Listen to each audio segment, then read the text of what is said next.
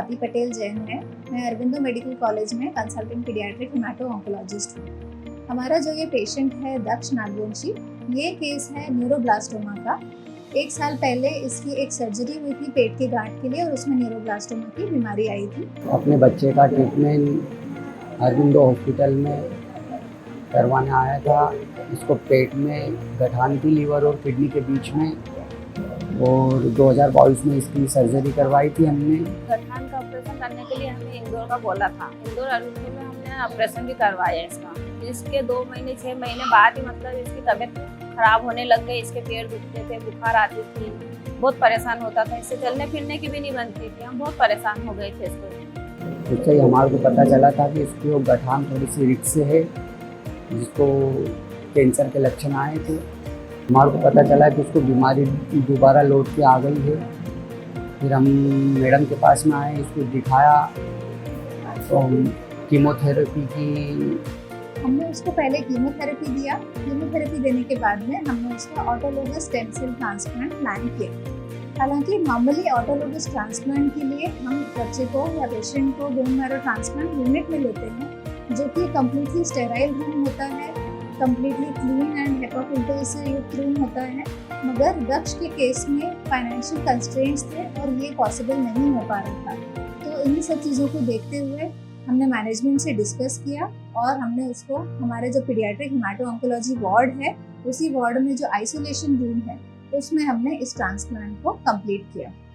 उसको करने के लिए हमने सबसे पहले उस रूम को क्लीन करके फ्यूमिगेट कराया और उसके बाद में हमने पेशेंट को वहाँ पर लिया।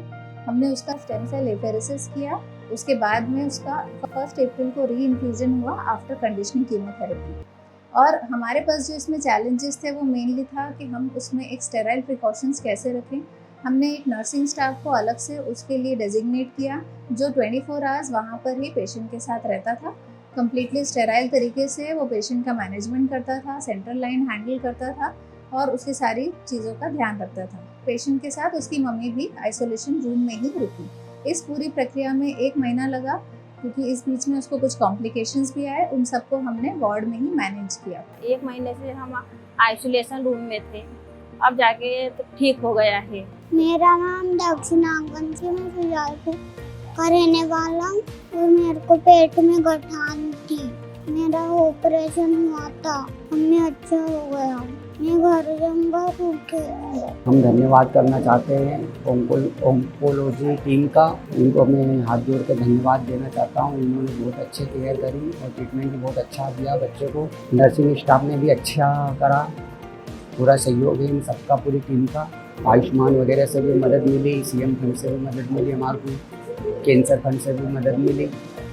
ऐसे करके हमने बच्चे का ट्रीटमेंट पूरा करवाया और इसके लिए हाथ जोड़ के मैं सारे स्टाफ को और सभी को धन्यवाद देना चाहता हूँ। जनरल वार्ड के आइसोलेशन रूम में एक बोन मैरो ट्रांसप्लांट को सक्सेसफुल करने में हमारी टीम का बहुत बड़ा योगदान रहा है।